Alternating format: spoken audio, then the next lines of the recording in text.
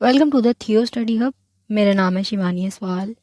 अब आज से आपका बेटा नया सब्जेक्ट स्टार्ट कर रहे हैं जो कि है issues in 28th century world history 2। ठीक है, सेकंड। वर्ल्ड हिस्ट्री फर्स्ट जो थी आपकी, आपने फिफ्थ सेमेस्टर में पढ़ ली, अभी सेकंड है, उसके आगे की बात करेंगे। सिक्स सेमेस्टर वाले बच्चे जो है उनका भी ये प्रोग्राम में लगा हुआ है सब्जेक्ट। यूनिट 1 का चैप्टर 1 का पार्ट 1 है ये। ठीक है, सिलेबस समझिए एक बार, शीट यूज करेंगे कोल्ड वॉर।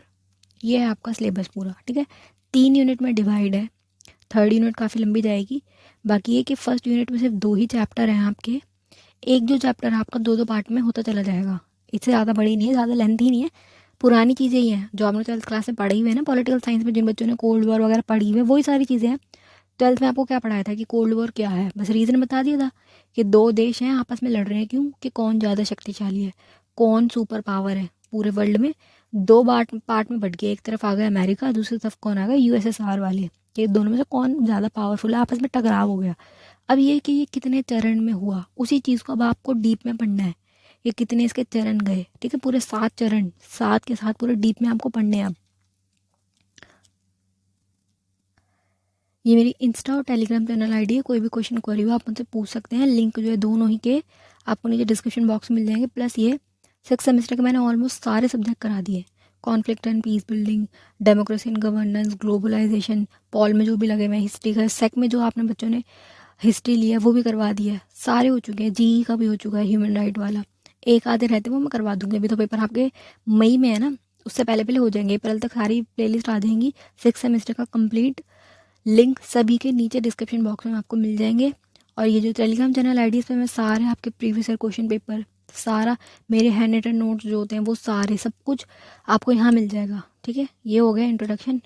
पहली वीडियो है आज आपकी द कोल्ड वॉर, ये पढ़ेंगे। इसको पढ़ने से पहले एक बार बैकग्राउंड समझा देती हूँ, क्योंकि जो बच्चों ने पॉल नहीं पढ़ी होगी उनको नहीं समझ आएगा और आधे भूल भी गए होंगे। तो शुरू से समझाती हूँ। देखो, स्टोरी कहाँ से स्टार्ट हो रही है, फर्स्ट वर्ल्ड वॉर से स्टार्ट हो रही है ये आपकी। कि फर्स्ट वर्ल्ड वॉर कब हुआ है आपका, 1940 में स्टार्ट हुआ है और कब तक चला, 18 तक चला ये, 18 में। ठीक है, ये हो गया आपका। फिर क्या हुआ, लीग ऑफ नेशन बनाया गया। इन्होंने क्या सोचा कि कहीं सेकंड वर्ल्ड वॉर ना हो जाए, जैसे वर्ल्ड वॉर 1 हुआ वैसे 2 ना हो जाए, तो हमें ना एक लीग ऑफ नेशन की ज़रूरत है। वो क्या होगा, एक मंच होगा, एक क्या होगा, एरिया होगा जहाँ पे सारे लोग आके बैठ के बात करेंगे और जो भी बात है उसे बैठ के सुलझाया जाएगा। इतनी लड़ाई ना हो जैसे वर्ल्ड वॉर 1 हुआ, ऐसे वर्ल्ड वॉर 2 ना हो जाए। इसके खतरे से बचाने के लिए उन्होंने लीग ऑफ नेशन बनाया। बट क्या है, ये लीग ऑफ नेशन कामयाब हुआ ही नहीं, ये हो गया फ्लॉप। क्योंकि इसके बाद क्या हुआ, वर्ल्ड वॉर 2 हो गया। अगर ये कामयाब होता तो वर्ल्ड वॉर 2 को रोक पाता ना, पर ये रोक ही नहीं पाया, वर्ल्ड वॉर 2 भी हो गया। अब ये हुआ क्या है, कब है आपका, 1939 में हुआ है आपका वर्ल्ड वॉर 2 स्टार्ट, और 45 में जाके ये ख़त्म हुआ, 1945 में ये ख़त्म हुआ। लंबा चला, ठीक है। तो ये कि फर्स्ट वर्ल्ड वॉर हुआ, सेकंड को रोकने के लिए उन्होंने लीग ऑफ नेशन बनाया, पर वो उसमें कुछ कर ही नहीं पाया। वो सेकंड वर्ल्ड वॉर भी हो गया। और हुआ किन के बीच में है, एक ये वाला ग्रुप और ये वाला ग्रुप, इसमें बहुत सारे देश शामिल है, इसमें दूसरे वाले देश शामिल है। पहला वाला जो इनका ग्रुप है, इसका नाम क्या है, मित्र राष्ट्र। इसमें क्या कहा जाता है इनको, मित्र राष्ट्र, सारे क्या हैं, दोस्त, मित्र राष्ट्र। और दूसरी तरफ वाले कौन से हैं, धुरी राष्ट्र। दूसरी तरफ जो आ रहे हैं धुरी राष्ट्र वाले हो गए। जीते कौन, विनर्स कौन बने, मित्र राष्ट्र वाले। सारे अमीर अमीर देश थे इसमें। इसमें कौन कौन थे, यूएसएसआर हो गया, फ्रांस हो गया, अमेरिका हो गया, सारे बड़े बड़े देश थे। दूसरी तरफ कौन थे, हिटलर था, जहाँ पे इटली वाला, एक इटली हो गया, जापान हो गया आपका, है ना, जर्मनी हो गया। इस तरफ दूसरे वाले थे जो हारे। जीते कौन थे, मित्र राष्ट्र वाले। अब क्या, ये वाले सारे हार गए, खत्म। जापान हार गया था पूरी तरीके से। अमेरिका ने क्या करा था इसके ऊपर, लास्ट में जब बिल्कुल एंड चल रहा था कि युद्ध खत्म ही होने वाला था, जापान ने वाली बात बोली भी थी कि हम आत्मसमर्पण कर रहे हैं, हम पीछे हट रहे हैं, कोई बॉम्ब बॉम्ब वगैरह मत घेरो हम पे, इन्होंने वाली बात बोली थी। लेकिन फिर भी अमेरिका ने अपनी पावर दिखाने के लिए जान पूछ के उसके ऊपर 2 बॉम्ब गिरे, एटॉमिक बॉम्ब गिरे, परमाणु हमला उस पर कर दिया। हिरोशिमा और नागासाकी, दोनों उसके 2 शहर थे जो कि नागरिकों के शहर थे। लड़ाई अगर करनी ही थी तो सेना से लड़ाई करते ना, जो आम जनता होती, जैसे हम लोग हैं, सिविलियंस हैं हम लोग, जो हमारी क्या गलती है। तो ये कि आम जनता को मारा उसने, ठीक है। फिर ये बड़ा ऐसे लंबा ये चला, तो इन्होंने क्या किया, लीग ऑफ नेशन तो फ्लॉप हो गया था। अब इन्होंने बनाया उसी लीग ऑफ नेशन को, चेंज किया, उसमें नाम चेंज करा उसका। उसको क्या बनाया गया, यूएनओ, यूनाइटेड नेशंस ऑर्गेनाइजेशन, ये बनाया इन्होंने। ये क्यों बनाया इन्होंने, कि वो वाला तो फ्लॉप हो गया, वो रोक नहीं पाया वॉर को, वर्ल्ड वॉर 2 हो गई। अब क्या, 3 ना हो जाए, वर्ल्ड वॉर 3 ना हो जाए कहीं, तो इन्होंने फिर यूएनओ बनाया जो कि कामयाब हुआ। क्योंकि आज तक वर्ल्ड वॉर 3 नहीं हुई है, सिर्फ 2 वर्ल्ड वॉर हुई है। थोड़ी मोड़ी लड़ाई चलती रहती है, जैसे आज भी चल रही है यूक्रेन और उसकी चल रही है रूस की, वैसी नॉर्मल लड़ाई चलती है। पर ये कि विश्व युद्ध तो नहीं हो रहा ना। तो थर्ड जो वर्ल्ड वॉर है उसने रोक दिया यूएनओ ने, क्योंकि इसमें सब आए, सबने बैठ के बात की क्या दिक्कत है, जो भी प्रॉब्लम है उसको सॉल्व कर सकते हो आप, बात करके तो सॉल्व होगी ना। तो ये यूएनओ रहा। लेकिन क्या है, अब सेकेंड वर्ल्ड वॉर ख़त्म होने के बाद के टाइम पीरियड में क्या हुआ, 1945 से, 1945 में आपका ख़त्म हो गया सेकेंड वर्ल्ड वॉर। अब ये 1945 से लेके 1991 तक ये जो टाइम पीरियड ना, इसमें ना ये एक ना डर बना रहा कि कहीं थर्ड वर्ल्ड वॉर ना हो जाए, क्योंकि back to back 2 world war हुई है। सारे लोग कितना मतलब कितना दुख झेला होगा लोगों ने कि वर्ल्ड वॉर हो रही है, महंगाई बढ़ रही है, लोगों की जान जा रही है, ये जो युद्ध हो रहा है इसमें सबसे ज़्यादा नुकसान किसका होता है? सैनिका को तो होता है। सैनिक जो मर रहे हैं वो कोई रोबोट थोड़ी है तो वो किसी के लोगों के घरों के बच्चे। उनको कितना दुख होता होगा कि क्या हो रहा है सिचुएशन, खून बह रहा है, पैसा सारा सारा का सारा पैसा जितना भी है, सारी पावर कहाँ जा रही है? सेना में। देश का तो कोई विकास हो नहीं रहा, देश की बुरी हालत हो रही है, सब कुछ महंगा होता जा रहा है, हर चीज़ महंगी बिक रही है फिर। तो ये कि लोग थे कि तीसरा वर्ल्ड वॉर ना हो जाए। तो ये जो फीलिंग थी ना कि कहीं तीसरा ना हो जाए, ये डर कि आपस में ही लड़ रहे हैं। बचे कौन थे? दूरी राष्ट्र वाले खत्म हो गए थे, मित्र राष्ट्र वाले बचे थे।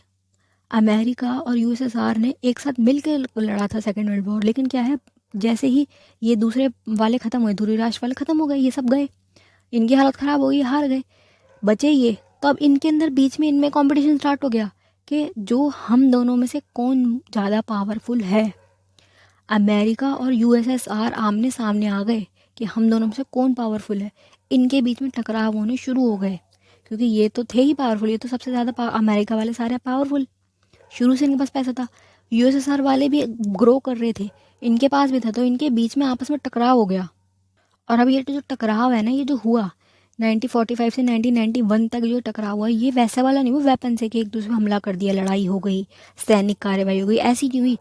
लड़ाई कैसी हुई है? मुंह से बोलने वाली, एक दूसरे के लिए गलत बोल रहे हैं, न्यूज़ में इंटरव्यू में गलत गलत बोल रहे हैं, गलत गलत खबरें छपवा रहे हैं, एक दूसरे की जासूसी करवा रहे हैं, ऐसे बोलने में कि हम तुम पे हमला कर देंगे, फिर वो बोले हम तुम पे कर देंगे। सिर्फ बोल रहे हैं कि करेंगे, किया किसी ने भी नहीं, दोनों ने नहीं किया। इसीलिए से क्या कहा गया, कोल्ड वॉर। कोल्ड माने ठंडा युद्ध। सच में लड़ाई नहीं हुई, आग नहीं होता ना, गर्मी पूरी, लड़ाई सच में हो रही है, बहुत बुरी सिचुएशन है, वैसा नहीं हुआ। कोल्ड वॉर, कोल्ड माने ठंडी, कि वो सच में जो रियल वॉर होती है ना वो नहीं हुई, सिर्फ लड़ाई किससे चल रही है? ब्रेन्स की, ब्रेन वॉर। सोच सोच के आपस के एक दूसरे की विचारधारा टकरा रही है। एक की विचारधारा क्या थी? पूंजीवाद, दूसरे वाले की थी कि समाजवाद, दोनों अपोजिट वाले बिल्कुल। अमेरिका वाले कौन थे? पूंजीवाद वाले। और ये वाले कौन थे? यूएसएसआर वाले कौन थे? आपके साम्यवाद वाले, जो बिल्कुल दोनों अपोजिट हैं एक दूसरे से। तो ये दोनों इस बात से भी चिढ़ते थे कि हमारी विचारधारा बेहतर है कि हमारी विचारधारा बेहतर है। इनकी इस बात पे भी लड़ाई थी, विचारधारा का ही टकराव था। रियल वॉर नहीं हुई, सिर्फ क्या थी? बोलने वाली, एक दूसरे की बेइज्जती करना, गलत बोलना, नीचा दिखाना, खुद को ऊंचा दिखाना कि हम तुमसे ज़्यादा पावरफुल है, हम ये सारी चीज़ें कि कौन महाशक्ति होगा। कि जो पूरा वर्ल्ड है इसमें 2 लोग नहीं रह सकते कि मैं भी और ये भी, कि ये भी पावरफुल नहीं, कोई एक रहेगा। ऐसे ना कि पूरी दुनिया का राजा कौन होगा? एक। ऐसे इस तरीके की लड़ाई की कौन महाशक्ति है, वर्ल्ड का पूरा वर्ल्ड किसके पावर में आ रहा है। ठीक है। और एंड कहाँ हुआ था? 1991 में, जब यूएसएसआर पूरा गिर गया, टूट गया, बिखर गया। 15 राज्य थे उसके, 15 के 15 टूट के अलग हो गए, बिखर गया, वो ख़त्म हुआ। अमेरिका अकेला बच गया, तो फिर वो बन गया महाशक्ति। अब ये कैसे कैसे हुआ, ये पूरा टाइम पीरियड आपको डीप में पढ़ना है। 7 स्टेप आएंगे टोटल, सातों स्टेप आपको लिख के करने हैं। बेसिक पहले एक बार इसका ये कर लेते हैं, रीडिंग के शीतयुद्ध का अर्थ क्या है। पूरा मैंने आपको समझा दी, यही है स्टोरी पूरी। कॉन्सेप्ट आपको समझ आ गया। बच्चा देखो, इतने आप बड़े हो कि आप बना के खुद भी कर सकते हो, कॉन्सेप्ट आपने पूरा समझ लिया। बस ये कि हेडिंग डाल लेना कि प्रथम चरण में क्या क्या हुआ, दूसरे चरण में क्या क्या हुआ, हेडिंग डालते हुए चलो और बस लिख लो बेसिक। इसमें क्या है कि द्वितीय विश्व युद्ध के बाद के काल संयुक्त राष्ट्र अमेरिका और सोवियत रूस के बीच में, यूएसएसआर को सोवियत रूस बोल रही है, के बीच में उत्पन्न तनाव कॉन्फ्लिक्ट जो है ना, की स्थिति को शीत युद्ध के नाम से जाना जाता है। ठीक है। ये रहा आपका अमेरिका का झंडा और ये इनका यूएसएसआर वालों का झंडा, इनके बीच में जो तनाव उत्पन्न हुआ। कुछ इतिहासकारों द्वारा इसे शस्त्र सज्जित शांति का नाम भी दिया गया, कि शस्त्र का यूज़ नहीं हुआ, वेपन्स किसी ने यूज़ नहीं की, हालांकि आमने सामने आ गए थे बिल्कुल। एक टाइम पीरियड अभी क्यूबा वाला अभी पढ़ाऊंगी आपको आगे, उसमें क्या हुआ था, जंगी बेड़े आमने सामने आ गए थे और तब जनता ऐसी हो गई थी हताश कि तीसरा वर्ल्ड वॉर भी हो जाएगा, कोई नहीं बचेगा, क्योंकि दोनों के पास बहुत ज़्यादा पावर है। पहले क्या था, जब अलग अलग लड़ रहे थे, फर्स्ट वर्ल्ड वॉर भी था, सेकंड भी था, एक तरफ अमीर देश थे बहुत ज़्यादा पावरफुल और दूसरी तरफ कम पावर वाले थे। तो ये होता है कि जो पावर वाले वो जीत जाएंगे। लेकिन अगर मान लो दोनों ही पावरफुल है, दोनों बराबर के हैं और वो आपस में टकरा रहे हैं, तो सोचो कितना बुरा परिणाम निकलेगा। वो उस पर परमाणु बम फेंक देगा, वो उस पर फेंक देगा, दुनिया ख़त्म, बचने की सिचुएशन नहीं होगी। तो ये जनता बड़ी हताश थी कि वॉर अगर हो गई तो कोई नहीं बचेगा फिर। तो ये कि मतभेद ही प्रमुख रहे थे इस टाइम पीरियड में, ये मतभेद बहुत ज़्यादा प्रमुख हो रहे थे, एक दूसरे के खिलाफ बोल रहे थे। यह एक प्रकार का कूटनीतिक युद्ध था। कूटनीतिक क्या, दिमाग से जो लड़ा जा रहा है, राजनीतिक युद्ध सिर्फ, ठीक है, जो महाशक्तियों के संकीर्ण स्वार्थ सिद्धांत के प्रयासों पर ही आधारित था, अपने स्वार्थों के लिए, ठीक है। शीत युद्ध एक प्रकार का वाक युद्ध, वाक मतलब बोलना, ठीक है, वाक युद्ध, बोलने की लड़ाई, जो कागज के गोलों, पत्र पत्रिकाओं, रेडियो तथा प्रचार के साधनों तक ही लड़ा गया। बोलने में रेडियो पे एक दूसरे के खिलाफ बोल रहे हैं, लड़ाई सच में नहीं हुई थी। नेक्स्ट क्या बोला है, अब ये कारण के रीजंस क्या है, क्यों हुआ इतना वो। जब ये एक ही टीम में थे, अमेरिका और यूएसएसआर एक ही टीम के तो थे, साथ में लड़के जीते थे, तो दोस्ती होनी चाहिए थी, गहरी दोस्ती होनी चाहिए थी। पर ये आपस में एक दूसरे के खिलाफ कैसे आ गए, क्या ऐसा हो गया कि ये एक दूसरे के खिलाफ आ गए। पहला कारण क्या है बेटा इसका, बोल्शेविक क्रांति। अब ये क्या है, इसमें क्या हो रहा था, बोल्शेविक क्रांति में रूस में साम्यवादी क्रांति थी। अब एक बार साम्यवाद और पूंजीवाद क्या है वो समझ लो, जिन बच्चों को नहीं पता फिर कंफ्यूज घूमोगे। देखो, दो प्रकार की अर्थव्यवस्था होती है। एक थी उस समय पर पूंजीवाद, जो किसकी थी, अमेरिका वालों की। पूंजीवाद में क्या होता है, खुली छूट होती है आपको व्यापार करने की, आप जितना मर्जी पैसा अपने व्यापार में लगा दो, आप लगा सकते हो, सरकार बीच में हस्तक्षेप नहीं करेगी, आपको ग्रो करने का पूरा पूरा मौका मिल रहा है। ये क्या हो गया आपका पूंजीवाद।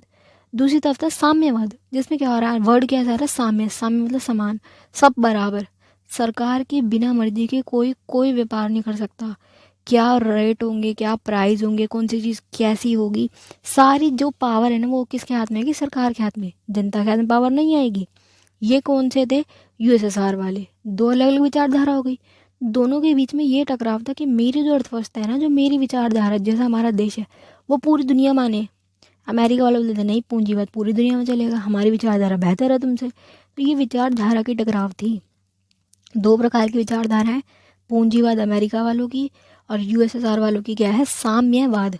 पूंजीवाद में क्या आ रहा है, सरकार हस्तक्षेप नहीं करेगी, बिल्कुल भी ना के बराबर हस्तक्षेप करेगी, खुली प्रतिस्पर्धा होगी, कंपटीशन फुल हाई लेवल पे, मेकअप का सामान बना के बेचना चाह रहे हो बेच सकते हो, फूड में कप करना चाह रहे हो, कपड़ों का काम करना चाह रहे हो कर सकते हो, कोई वो नहीं है। व्यापार जो होगा उसमें मिनिमम होगा हस्तक्षेप, ठीक है।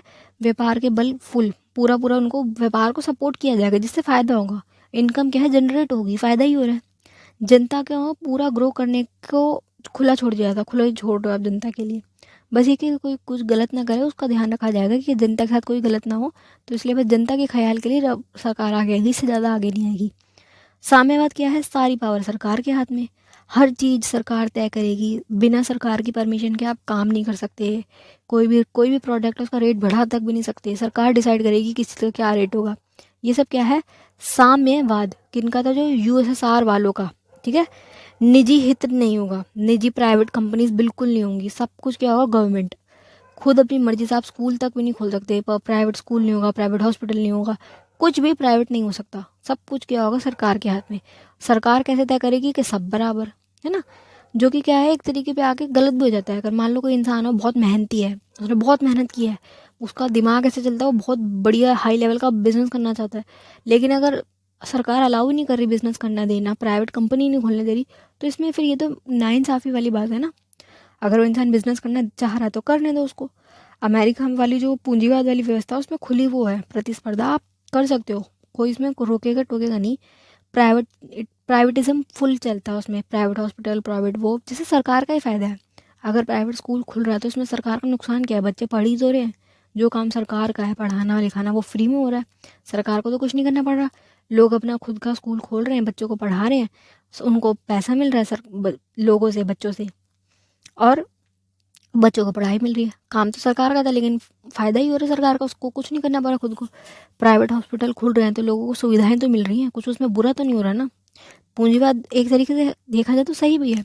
और हमारा जो खुद का देश है, हमारे यहाँ पे कौन से मिश्रित अर्थव्यवस्था, भारत में हम जो है, हमारे यहाँ पे जो जो अच्छे गुण पूंजीवाद के हैं वो सारे ले रखे हैं, क्योंकि अलाउड है। कोई किसी से, अगर मैं बिज़नेस करना चाह रही हूँ, कि मैं चाहती हूँ कि मैं कपड़े बेचना चाह रही हूँ, मैं रीसेल का काम करना चाह रही हूँ, कि सस्ते कपड़े लाऊंगी सरोजनी नगर से और फिर महंगे में यहाँ पे आके टैंक रोड मार्केट में बेचूंगी, तो मुझे इसमें सरकार से परमिशन लेने की तो कोई ज़रूरत ही नहीं है ना, कुछ गलत थोड़ी कर रही हूँ, तो मैं कर सकती हूँ। इसमें सरकार का कोई हस्तक्षेप नहीं है। ये वाली अच्छे पॉइंट्स उससे आगे पूंजीवाद के, थोड़े साम्यवाद के जो अच्छे पॉइंट है कि सरकार देख रेख करेगी, निगरानी रखेगी, थोड़े अच्छे पॉइंट उसके लिए तो क्या बन गई हमारी भारत की मिश्रित अर्थव्यवस्था। जो आपके सब्जेक्ट में नहीं, मैं आपको एज अ नॉलेज के लिए समझा रही थी, आपको अर्थव्यवस्था वाला सिस्टम समझ आ जाए कि अर्थव्यवस्था क्या है। और ये लड़ाई जो मेन है ये अर्थव्यवस्था की है, कि दोनों चाह रहे थे कि पूरे दुनिया जो है हमारी अर्थव्यवस्था को माने। वो चाहता है पूंजीवाद चले, वो चाहता है वो चले, ज़्यादा से ज़्यादा लोग हमारे ग्रुप में शामिल हों, पूंजीवाद वाले ग्रुप में शामिल हो। यूएसएसआर चाहता है ज़्यादा से ज़्यादा लोग मेरे ग्रुप में शामिल हो, ये इस बात की थी। तो ये पहले यही बोल रहे हैं, इस क्रांति के समय पर क्या हुआ है, पश्चिमी शक्तियाँ अमेरिका वाले जो है ये नहीं देख पा रहे थे, इनसे बर्दाश्त नहीं हो रहा था कि ये जो साम्यवाद है ये बढ़ रहा है, साम्यवादी जो विचारधारा है ये लोग एक्सेप्ट कर रहे हैं, लोग इसको अपना रहे हैं, ये इनसे बर्दाश्त नहीं हो रहा था कि भाई हमारी तो पूंजीवाद बढ़ता है, हमारी बढ़ते व्यवस्था को कैसे नहीं अपना रहे लोग, हम सबसे अमीर है, हमारी चलनी चाहिए। तो ये बोल रहे हैं कि पूरे यूरोप में साम्यवाद का विकसित होना अच्छा महसूस नहीं कर रहे थे। साम्यवाद क्या है, विकसित हो रहा था, जो इन्हें अच्छा महसूस नहीं करवा रहा था कि कोई दूसरी अर्थव्यवस्था कैसे अच्छी ग्रो कर रही है, जबकि दूसरे विश्व युद्ध में पश्चिमी शक्तियों व साम्यवादी शक्तियां संग में थी, एक संग में थी ये, दोनों ने मिलके जर्मनी का विरोध किया था, एक ग्रुप में थे ये, एक ग्रुप वाले थे ये। लेकिन बाद में क्या हुआ, जब इनकी लड़ाई खत्म हुई ना, पहले क्या कर रहे थे, आमने सामने लड़ रहे थे ये वाले धुरी राष्ट्र वाले, मित्र राष्ट्र वाले, जैसे ही ये गए तो ये आपस में भिड़ गए, क्योंकि जिनका लड़ने का नेचर होता है ना वो हमेशा ही लड़ते हैं, ऐसा नहीं हो सकता कि वो रुक जाए। बाहर वाले से नहीं लड़ेंगे तो घर में आके लड़ेंगे, तो यही बात हुई है यहाँ पे कि ये अपने आपस में दोस्त थे, सारे एक ग्रुप के थे, आपस में भिड़ गए। तो ये कि इन्होंने मिलकर लड़ाई की थी, लेकिन बाद में सेकेंड वर्ल्ड वॉर के ख़त्म होने के बाद आपस में लड़ गए। लेकिन पश्चिमी शक्तियाँ क्या है, ये चाह रही थी कि वैचारिक साम्यवाद को नाजीवाद और फारसीवाद से ज़्यादा खतरनाक मानते थे, ये इसको ज़्यादा बुरा मानते थे, नाजीवाद से भी ज़्यादा खतरनाक साम्यवाद को मान रहे थे। तो ये क्या, संयुक्त राष्ट्र है, अमेरिका वाले जो हैं और उसके साथी जो अमेरिका के साथ के देश हो गए, उसके ग्रुप वाले, उसके दोस्त सारे तैयार नहीं थे कि विश्व राजनीति में ये जो सोवियत संघ का है, सोवियत संघ महाशक्ति के रूप में उभरे। इनसे बर्दाश्त नहीं हो रहा था कि ये कैसे उभर रहा है, चाहे ये इनका दोस्त ही था, एक ग्रुप के थे, लेकिन इनसे ये बर्दाश्त नहीं था कि ये क्यों उभर रहे हैं। तो ये इसका पहला कारण था कि ये टकराव हो गया, ये इनके खिलाफ बोलना स्टार्ट हुए, वो भी खिलाफ बोलेंगे, फिर ऐसे इनका ये लड़ाई हो गई। फिर क्या, दूसरे पक्ष का प्रश्न, ये क्या था, शीत युद्ध के समय पर हिटलर ने दो क्षेत्रों में लड़ाई जारी कर दी थी। पूर्व और क्षेत्र में केवल सोवियत संघ हिटलर से लड़ रहा था, पश्चिमी क्षेत्र में पश्चिमी शक्तियाँ एकजुट होकर लड़ रही थी। ठीक है, लड़ाई तो होगी कि तुम सारे एक होकर लड़ रहे हो, मैं यहाँ पे अकेला लड़ रहा हूँ, तो ये टकराव हो गया। स्टालिन ने हिटलर को कठिनाइयों से उदासीन पाया और उसने पश्चिमी शक्तियों से सोवियत संघ की सेना से जुड़ने के लिए कहा। पश्चिमी शक्ति कौन हो गया, अमेरिका वाली शक्तियाँ, जो इस साइड वाली हो गई अमेरिका वाली। ठीक है, अगर मैं मैप बनाऊँ ऐसे आपका, तो इस साइड पश्चिम वाले आएंगे, तो इस साइड वाले जो अमेरिका वाले, इनको बोला कि आप इसकी हेल्प तो करो, और साथ में तो लड़ रहे हो, दोस्ती तो आप, तो हिटलर के खिलाफ जब आप लड़ रहे हो तो सोवियत संघ के साथ मिल जाओ ना, अपनी सेना को उससे जोड़ लो। जुड़ने के लिए कहा था कि इससे क्या होगा, सोवियत संघ के ऊपर दबाव कम हो जाएगा। हिटलर बहुत खतरनाक इंसान था, उसके बारे में सबको पता है हिटलर कौन था, उससे गंदा इंसान कोई नहीं हो सकता, उसने बड़ा गलत किया है ना। तो ये कि अब वो निर्दय था, उसको कोई फर्क नहीं पड़ता, वो कुछ नहीं सोचता था, उससे तो उससे लड़ना था, तो उससे लड़ना काफ़ी मुश्किल काम था, हिटलर था वो। तो ये कि एक तरफ ये अकेला लड़े जा रहा है और दूसरी तरफ ये सारे मिल के लड़ रहे हैं। तो ये प्रस्ताव रखा गया, ये बात बोली गई कि मिल के लड़ते हैं, आप हेल्प तो करो कम से कम। पर ये क्या है, पश्चिमी शक्तियों ने उसकी इस शर्त को ठुकरा दिया है ना। तो फिर उसे बुरा नहीं लगेगा कि भाई जब एक ही ग्रुप में है, मान लो तुम 5 दोस्त हो, किसी एक के खिलाफ लड़ रहे हो, तो तुम 4 तो एक साइड से कर चल रहे हो और वो अकेला लड़ रहा है, तो उसे बुरा नहीं लगेगा कि मुझे अकेले को छोड़ दी भाई, मैं भी तो तुम्हारी टीम का हूँ, मेरे साथ ऐसे ये भेदभाव किस बात का, तो वो चिढ़ेगा ही। तो ये भी है कि इससे जिससे क्या है, पश्चिमी शक्तियों के मन में क्या चल रहा है उसको भी हो गया कि ये क्या क्या चाह रहे हैं, तुम मेरे दोस्त हो या मेरे दुश्मन हो, ये वाली बात उठ गई। परमाणु बम, ये वाली भी दिक्कत आ गई। परमाणु बम का क्या है, उस वक्त सब क्या है, परमाणु बम बना रहे थे। टाइम पीरियड कब का चल रहा है, 45 से पहले का है ना। विश्व युद्ध जब चल रहा था, सेकेंड वर्ल्ड वॉर आपका जो चल रहा था, तब का टाइम पीरियड। तब क्या है, सबके पास थे थोड़ी ना परमाणु बम, धीरे धीरे बने। तो इस टाइम पीरियड में क्या था, सोवियत संघ ने अमेरिका ये सारे एक ग्रुप में थे। तो इन्होंने क्या बोला था, यह निश्चित हो चुका था कि युद्ध के समय जब वॉर हो रही है, दोनों महाशक्तियां अमेरिका एक तरफ और दूसरी तरफ आपका यूएसएसआर सोवियत संघ मिलकर जापान पर आक्रमण करेंगे। ये डिसाइड था कि हम दोनों ना मिलके करेंगे, ताकि क्या होगा, जापान कमज़ोर पड़ जाएगा।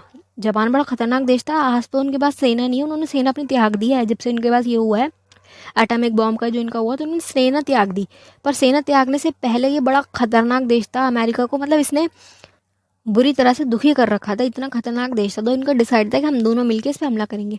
परंतु हुआ क्या, अमेरिका ने, संयुक्त राष्ट्र ने बिना सोवियत संघ को 1945 में जापान पर परमाणु बम गिरा दिया, बिना उसे बताए। बात अगर ये थी कि तू मैं मिलके लड़ेंगे, तो फिर उसने तूने बताया कैसे नहीं, बिना उसे बताए परमाणु बम गिरा भी दिया। और तूने ये भी नहीं बताया कि तेरे पास परमाणु बम भी नहीं है। मान लो तुम लड़ने जा रहे हो, तुमने अपने दोस्त से संधि कर रखी है कि भाई दोनों मिलके अटैक करेंगे, पर तुम्हारा दोस्त जाके अकेला ही लड़के आ गया और उसके पास ऐसे ऐसे वेपन है जो तुम्हें पता ही नहीं है, तो तुम्हें ऐसा संदेह तो होगा ना कि भाई ये क्या कर रहा है, इसके पास आया कहाँ से ये, इसने मुझे तो ऐसा कुछ बताया ही नहीं कि इसके पास ये वाले बॉम्ब भी है, इसके पास ये वाली चीज़ें भी हैं। तो इससे क्या है, टकराव उत्पन्न होता चला गया कि ये तो झूठा है भाई। ऐसे समझो आप इसको, इसको समझने के लिए आपको अपने दोस्तों के उसको ग्रुप में जाके समझना पड़ेगा कि आपका एक दोस्त है, ऐसा दोस्त है जिसने झूठ बोला, प्लस उसके पास परमाणु बम है, उसने ये भी नहीं बताया।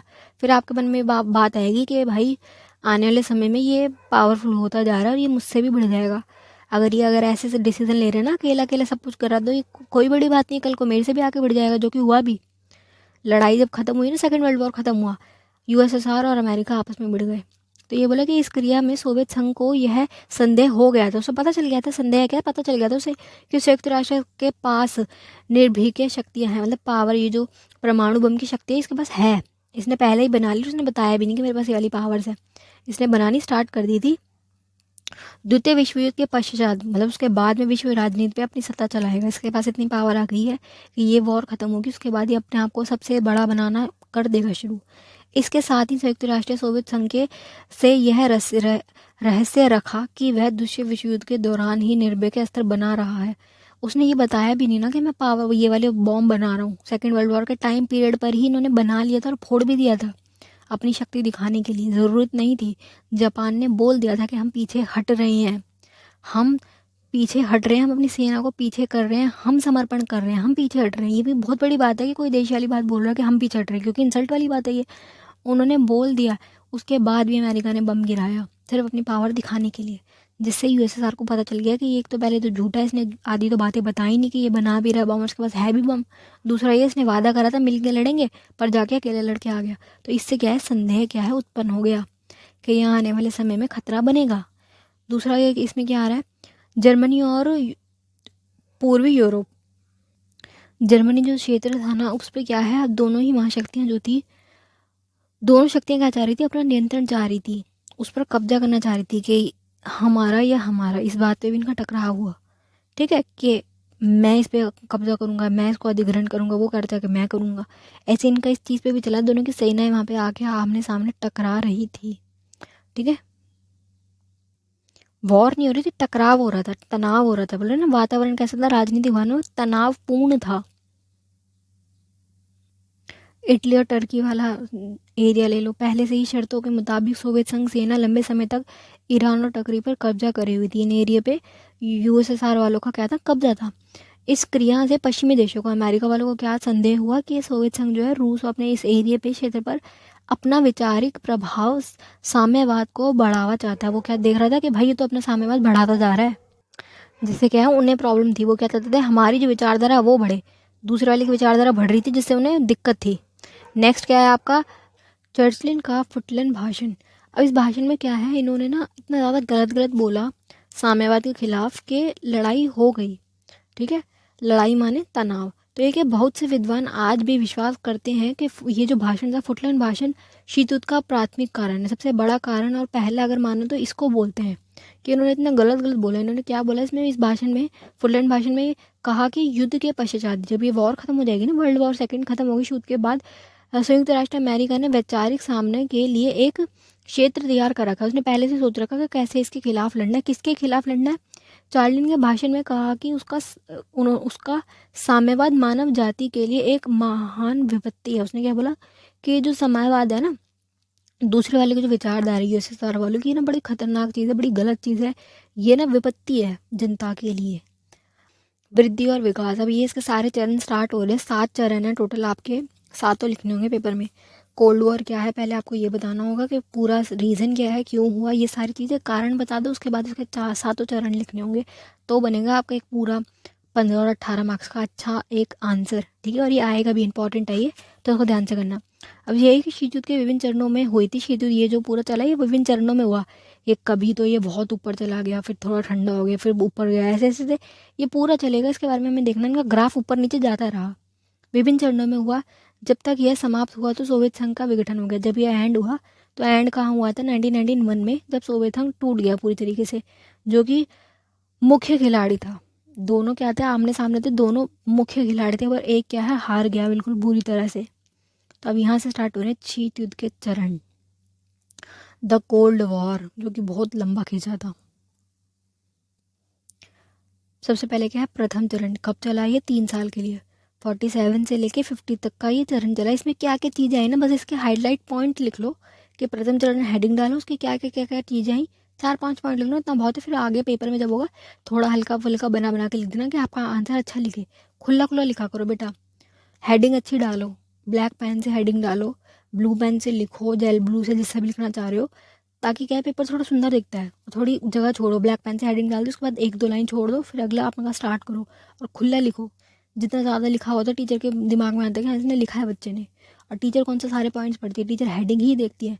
जहाँ वो ये देख लेंगे ना प्रथम चरण 1945, ये पूरा जो हेडिंग देख लेगी, उसके बाद वो इसको इतने पार्ट को पढ़ेगी भी नहीं, वो मेन मेन चीज़ें देखेगी, टिक टिक टिक करेगी। क्योंकि उनके पास जो आंसर शीट आती है उसमें भी तो सिर्फ पॉइंट ही होते हैं, उनके कौन सा ये लिखा हुआ था इतना, और कौन सा उन्हें याद होगा, कितना टाइम हो गया उन्हें पढ़ा हुआ। मानो उनको बस पूरी नॉलेज होती है, लेकिन इतना कौन पढ़ता है, इन सब की इतनी वैल्यू नहीं होती। बस ये मेन खुला लिखो, साफ सुथरा लिखो, अच्छी हैंड राइटिंग में लिखो, और पॉइंट्स जो है आपके मेन हाईलाइटेड पॉइंट्स जो है डार्क वाले ब्लैक पेन के, उन्हें अच्छा से अच्छा लिखो आप, ठीक है। प्रथम चरण में क्या हुआ बेटा, सबसे ज़्यादा इंपॉर्टेंट चीज़, मार्शल योजना जो शुरू हो गई, 12th क्लास में बच्चों ने पढ़ा हुआ है ये। इसमें क्या था, ट्रू मैन का सिद्धांत था ये। ट्रू मैन कौन थे, अमेरिका के राष्ट्रपति का नाम था ट्रू मैन, राष्ट्रपति का, ठीक है। इन्होंने क्या देखा कि जो ये वर्ल्ड वॉर सेकंड जो हुआ, इससे बहुत सारे देश बिखर गए, गरीब हो गए, बर्बादी की उसमें उनकी अर्थव्यवस्था कैसी हो गई, बिगड़ गई, खराब हो गई। तो अब ये कहीं गरीब जो देश हैं मदद के लिए इनके पास न चले जाए, यूएसएसआर वालों के पास। तो इन्होंने क्या किया, हेल्प करनी स्टार्ट कर दी उन देशों की जो उन्हें लग रहा था कि ये लोग ना यूएसएसआर की तरफ जा रहे हैं, कहीं उनकी अर्थव्यवस्था ना अपना ले। इसलिए ये मार्शल योजना से चलाई कि हम पीड़ितों की ना मदद कर रहे हैं हम। मेन कारण क्या था कि अपने अंदर उन लोगों को शामिल करना। तो इन्होंने कैसे शामिल किया, इन्होंने बनाया नाटो, अमेरिका वालों का, कि हमारे ग्रुप बना दिए इन्होंने कि जो जो पूंजीवाद को अपनाएगा वो सब नाटो में आ सकते हैं, और हम क्या करेंगे, हेल्प देंगे। जो छोटे मोटे देश थे जो बेचारे गरीब हालत में थे, उन्होंने क्या देखा कि हमारा फ़ायदा है, अगर हम अमेरिका के साथ मिल जाते हैं, अमेरिका बहुत बड़ी शक्ति है, तो हमारी हेल्प हो जाएगी, राजनीतिक तौर पे, आर्थिक तौर पे हमें हेल्प मिल जाएगी अगर हम उसके ग्रुप में शामिल हो जाए तो। और होगा क्या, अमेरिका का फ़ायदा, ज़्यादा से ज़्यादा लोग उसके ग्रुप में शामिल हो रहे हैं, यूएसएसआर कमज़ोर होगा। वो यही चाहता था कि सारे मेरे तरफ आए, यूएसएसआर पावरफुल ना हो, हम मैं पावरफुल बनूं। तो उन्होंने यही बोला कि सोवियत रूस के साम्यवाद के विस्तार को, ये इस बात से डरा हुआ था कि मुझे इसका जो विस्तार हो रहा है ना, इसका साम्यवाद के, इसके विस्तार को बढ़ने से रोकना, यही था मार्शल योजना। ट्रूमैन के सिद्धांत ने ये बोला कि इस योजना का अर्थ है यूरोप के पूर्व निर्माण, जो भी जितने भी देश टूट के बिखर रहे थे, बिगड़ी अर्थव्यवस्था थी जिनके, उनको सुधार करना। सुधार कैसे करते, पैसों से, हेल्प वगैरह, ताकि ताकि क्या हो, यूरोपीय देश जो विश्व युद्ध में बर्बाद हो चुके थे उनकी सहायता करना, ताकि उनको आर्थिक सहायता देना। संयुक्त राष्ट्र इस बात से घबराया हुआ था, घबराने लगा था कि पश्चिमी ये जो यूरोप के देश है, गरीब पीड़ित देश जो है, वो लोग रूस के साम्यवाद के रास्ते पर जा रहे हैं, कहीं वो उस साइड ना चले जाएं, साम्यवाद ना अपना ले। इसलिए वो क्या कर रहा था, मार्शल योजना के तहत इनको हेल्प कर रहा था, ज़्यादा से ज़्यादा इनको अपने अंदर अंडर कर रहा था, जिससे क्या अपने एरिया को बढ़ा रहा था, अपने पूंजीवाद को बढ़ा रहा था नाटो के तहत, ठीक है। 1949 में इसने नाटो के निर्माण कर दिया, जिसमें लोगों को, देशों को जोड़ना इसने शामिल कर दिया। अब क्या रहा दूसरा चरण, मार्शल योजना फर्स्ट चरण में लिख लो कि क्या थी, मैंने जो आपको समझाया वो लिख लो, इससे ज़्यादा कुछ नहीं है। सेकंड चरण, सेकंड चरण में बेटा कोरिया संकट पढ़ना है आपको। तो ये क्या, इसमें तो सिर्फ इतना सही है सेकंड चरण, लेकिन जो आपका चैप्टर 2 है ना, ये चैप्टर 1 चल रहा है, चैप्टर 2 पूरा का पूरा कोरिया युद्ध और वियतनाम युद्ध, दो युद्धों के बारे में पूरा चैप्टर है। उसमें हम पूरा कोरिया युद्ध डीप में करेंगे। अभी सिर्फ छोटा सा बेसिक समझा रही हूँ, बिल्कुल छोटा, कि कोरिया एक देश है ऐसे जो क्या है, ऊपर का देश क्या हो गया उत्तरी और नीचे क्या हो गया दक्षिणी। तो दक्षिण का उत्तर वालों से क्या था, कॉन्फ्लिक्ट हो गया। कैसे, दो भागों में ये कैसे विभाजित हो गया, क्यों इनका दक्षिण कोरिया वालों का उत्तर कोरिया वालों से लड़ाई हो गई, क्योंकि एक तरफ कौन इनको सपोर्ट कर रहा था, यूएसएसआर वाले, उत्तर वालों को कौन कर रहा था, यूएसएसआर वाले, और नीचे वाले जो दक्षिणी वाले हैं, दक्षिण कोरिया वाले, इनको कौन सपोर्ट कर रहा है, अमेरिका वाले। अलग अलग विचारधारा, नीचे वाली विचारधारा क्या होगी, पूंजीवाद, ऊपर वाली विचारधारा क्या होगी, साम्यवाद। आपस में क्या कर रहे, इन वालों को इन वालों से भिड़वा रहे, खुद ने तो लड़ाई की नहीं, दूसरे देश वालों की लड़ाई करवा रहे हैं, है ना, सपोर्ट करें गलत चीज़ को। और ये कि आज कोल्ड वॉर तो देखो ख़त्म हो चुका है, लेकिन आज भी जो ये आपका कोरिया है, इसमें आज भी दक्षिण कोरिया वाले उत्तरी कोरिया वालों से बात तक नहीं करते हैं। एक ही है ना, कोरिया देश तो एक ही है, लेकिन क्या है, उत्तरी और दक्षिण वालों के बड़ा टकराव है। किंग जॉन्ग उन जो है उनको जानते हो ना आप, आगे मैं चैप्टर 2 में पूरा डीप में समझाऊंगी। बस अभी ये देखो कि कोल्ड वॉर का जो सेकंड चरण चल रहा था, ये चल रहा था, इसमें कोरिया के ऊपर दिक्कत आ गई थी कि इन्होंने इसको एक तरीके से सपोर्ट कर करके, कि इसको सपोर्ट कर रहे हैं अमेरिका वाले दक्षिण कोरिया को, और उत्तरी कोरिया वालों को यूएसएसआर वाले, जिससे क्या है टकराव बढ़ता बढ़ता बढ़ता चला गया। ठीक है, टकराव की नीति हो गई। चलिए बेटा, best of luck for your exam. Chapter 1 का पार्ट 1 जो है यहीं ख़त्म कर देंगे। पार्ट 2 में पूरा का पूरा चैप्टर कवर आपको हो जाएगा। वीडियो ज़्यादा लंबी हो जाएगी, फिर बच्चों को देख ही नहीं जाती, उनसे बड़ी वीडियो ये चाहते हैं 10 मिनट में ख़त्म करा दो सिलेबस, बट ऐसा पॉसिबल नहीं है, इसलिए कि 2 पार्ट में पूरा चैप्टर आपका कवर हो जाएगा। बाकी इस पार्ट में आपको अगर कुछ ना समझ आ रहा हो तो आप मुझसे कमेंट बॉक्स में पूछ सकते हैं।